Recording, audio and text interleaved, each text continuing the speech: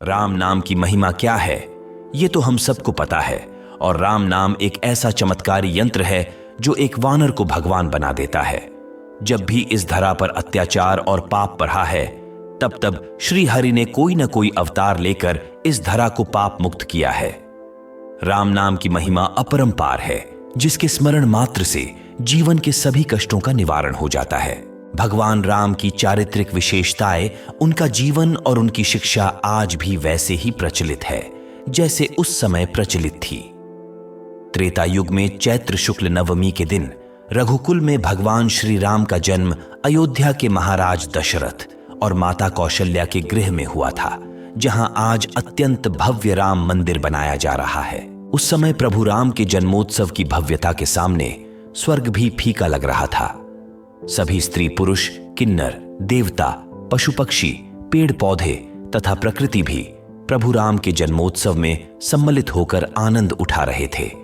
आज भी सभी सनातनी मनुष्यों के जीवन में, विचारों में और चरित्र में राम को ही आदर्श माना जाता है और उनका ही अनुसरण किया जाता है। राम नाम जीवन को पार लगाने वाला है, इसीलिए आज भी अभिवादन में राम राम या फिर जय राम जी की कहने का प्रचलन है। जीवन के अंतिम समय में एक बार राम नाम सुन लेने और बोल देने मात्र से इस आवागमन के चक्र से मुक्त होकर जीव परम धाम को प्राप्त कर लेता है। जब हम बुरे फंस जाते हैं या हमारा कुछ भारी नुकसान हो जाता है, तो सहसा हमारे मुख से हे राम निकल जाता है, क्योंकि हम जो इस शरीर में रहते हैं, हमारे पिता वो राम ही है और हमारी डोर उनसे जुड़ी है। इसीलिए बुरे वक्त में सबसे पहले हम अपने उन पिता राम को याद करते हैं।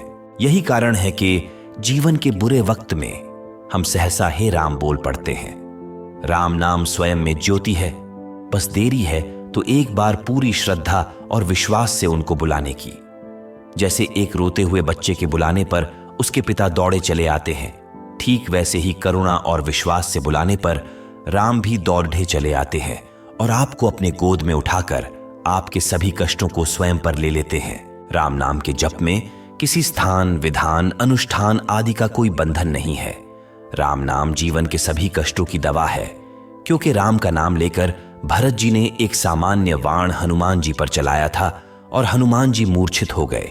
जिन महाबली प्रभु हनुमान पर ब्रह्मास्त्र, चंद्रहास, पाशुपतास्त्र आदि जैसे दिव्यास्त्र कुछ नहीं कर पाए, वही राम नाम लेकर चलाया गया एक सामान्य बाण उन्हें मूर्छित कर देता है।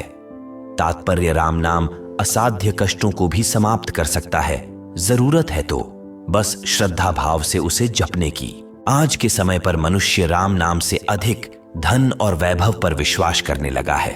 हम मानते हैं वृद्धावस्था में धन और पुत्र ही काम आएंगे और भूल जाते हैं मृत्यु के बाद वो धन और पुत्र यही छूट जाएंगे, बस साथ जाएगा तो राम नाम रूपी अर्जित धन जो हम अपने जीवन में कमाते हैं। मूर्ख मनुष्य राम नाम को त्याग कर धन के पीछे भागते हैं और नरक को प्राप्त करते हैं। वही केवट जैसे मनुष्य भगवान से धन नहीं लेते और उनसे कहते हैं, आज आप मेरे पास आए हैं तो जैसे मैंने आपको इस नदी के पार उतारा है, उसी प्रकार एक दिन मैं भी आपके दर पर आऊंगा, तब आप मुझे इस भवसागर के पार उतार देना प्रभु। हम सभी को अपने जीवन में राम नाम रूपी इस धन को अवश्य ही एकत्रित करना चाहिए। जय श्री राम। आप सभी से अनुरोध है, 22 जनवरी को दीप अवश्य जलाए और राम नाम का कीर्तन करे। मेरे राम आप सभी को सुख समृद्धि दे।